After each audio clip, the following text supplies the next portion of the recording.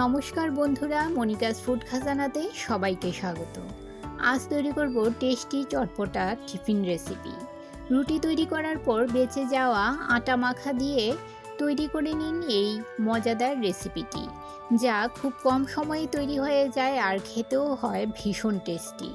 বাচ্চা থেকে বড় সবাই এই রেসিপিটি পছন্দ করবে।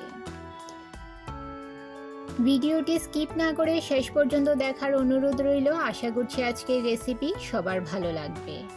এই রেসিপির জন্য একটু শক্ত আটার ডো তৈরি করে নিতে হবে। রুটি তৈরি করার পর এই ডোটা বেঁচে গিয়েছিল, এতে কিছুটা শুকনো আটা মিশিয়ে আটার ডোটাকে টাইট করে নিয়েছি। এবারে এর থেকে লেচি কেটে নেব। লেচি কেটে নিয়ে আমি প্রত্যেকটা লেচি সমান ভাগে ভাগ করে গোল সাইজ করে নেব। এবারে প্রত্যেকটা লেচি রুটির মতো করে বেলে নেব। তবে রুটি থেকে একটু ভারী করে বেলে নিতে হবে। রুটি বেলে নিয়েছি, এই যে দেখুন এই রকম মোটা করে বেলে নেব। এবারে একটা ছুরির সাহায্যে এইভাবে কেটে নেব। রুটির চার ধার এভাবে ছুরির সাহায্যে কেটে নিয়ে একটা স্কোয়ার শেপ করে নিলাম। এবারে এই স্কোয়ার শেপ রুটির 3টে পার্ট তৈরি করে নেব। ছুরি দিয়ে এইভাবে লম্বালম্বি করে কেটে 3টে পার্ট তৈরি করে নেব। 3টে পার্ট তৈরি করার পর আবার ছুরি দিয়ে এইভাবে মাঝ বরাবর কেটে রুটিগুলো ছোট ছোট টুকরো করে নেব। এবারে একটা করে টুকরো নিয়ে সামনের দুটো কোণা জুড়ে দেব, আর আবার পেছনের দিকে দুটো কোণা হাত দিয়ে চেপে এইভাবে জুড়ে একটা শেপ দিয়ে দেব। এটা দেখতে দেখুন কত সুন্দর একটা পাস্তার শেপ চলে এসছে। এটাকে আপনারা এই নাস্তাটাকে আপনারা আটার পাস্তাও বলতে পারেন। এইভাবে আমি সমস্ত রুটির টুকরোগুলো এই রকম পাস্তার শেপ দিয়ে তৈরি করে নেব। প্রত্যেকটা রুটির টুকরো এইভাবে পাস্তার শেপ দিয়ে দিলাম। এবারে কড়াইতে 3 থেকে 4 গ্লাস জল গরম করে নিয়েছি, এতে দিয়ে দিলাম 1 টেবিল চামচ পরিমাণ রিফাইন্ড অয়েল। জলের সঙ্গে মিশিয়ে নিয়ে দিয়ে দিলাম তৈরি করে রাখা পাস্তাগুলো দিয়ে সামান্য নেড়ে দেব যাতে কড়াইয়ের নিচে লেগে না যায়। এবারে হাই মিডিয়াম ফ্লেমে 5 মিনিট পাস্তাগুলো বয়েল করে নেব।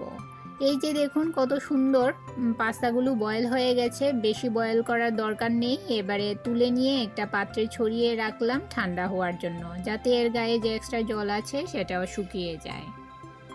এবারে কড়াইতে 2 টেবিল চামচ রিফাইন্ড অয়েল গরম করে নিয়ে এতে দিয়ে দিলাম হাফ চামচ গোটা জিরে আর 1 চামচ থেঁতো করে রাখা রসুন। সামান্য নেড়ে নিয়ে দিয়ে দিলাম একটা বড় সাইজের কুচনো পেঁয়াজগুলো আমি এইরকম ছোট ছোট টুকরো করে কেটে নিয়েছি। 2 মিনিট মিডিয়াম ফ্লেমে হালকা লাল হওয়া পর্যন্ত ভেজে নিতে হবে। এখন এতে দিয়ে দিলাম দুটো মিডিয়াম সাইজের ছোট ছোট টুকরো করে কেটে রাখা টমেটো। সামান্য নেড়ে নিয়ে দিয়ে দিলাম স্বাদ মতো নুন, যাতে টমেটোটা তাড়াতাড়ি সেদ্ধ হয়ে যায়।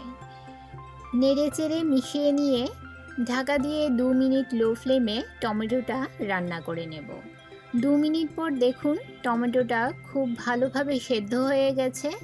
এবারে এতে দিয়ে দিলাম একটা মিডিয়াম সাইজের কুচনো ক্যাপসিকাম, আর দিয়ে দিলাম 1 চামচ কাঁচা পাকা লঙ্কা, আর এতে দিয়ে দিলাম 1 চামচ লাল লঙ্কার গুঁড়ো ও 1 চামচ হলুদ গুঁড়ো, আর দিয়ে দেব 1 চামচ ম্যাজিক মশলা। আপনারা ম্যাগি মশলার পরিবর্তে পাস্তা মশলাও ব্যবহার করতে পারেন। আমার কাছে পাস্তা মশলা ছিল না বলে আমি ম্যাগি মশলা ব্যবহার করেছি। ম্যাগি মশলা দিলেও এর টেস্টটা দারুণ হয়। আর দিয়ে দিলাম 4 চামচ সেই যে পাস্তা সেদ্ধ করে রেখেছিলাম, সেই পাস্তা সেদ্ধ জলটা আমি এখানে দিয়ে দিলাম। নেড়ে চেড়ে খুব ভালো করে মিডিয়াম ফ্লেমে 2 মিনিট কষিয়ে নেব। একটা ঢাকনা দিয়ে ঢাকা দিয়ে দেব যাতে ক্যাপসিকামগুলো ভালো করে সেদ্ধ হয়ে যায়।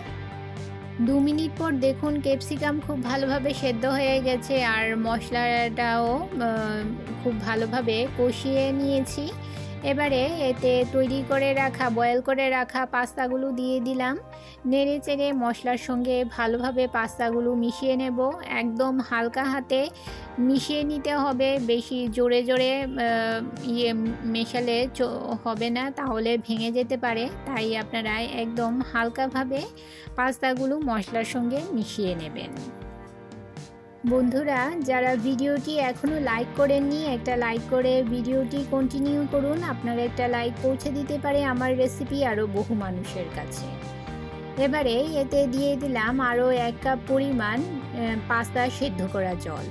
নেড়ে চেড়ে মিশিয়ে নিয়ে আরও 2 মিনিট মিডিয়াম ফ্লেমে পাস্তাটা রান্না করে নেব।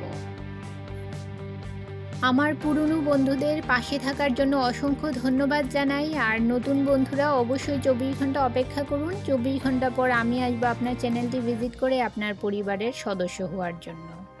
2 মিনিট পর দেখুন পাস্তাগুলো খুব ভালোভাবে রান্না হয়ে গেছে।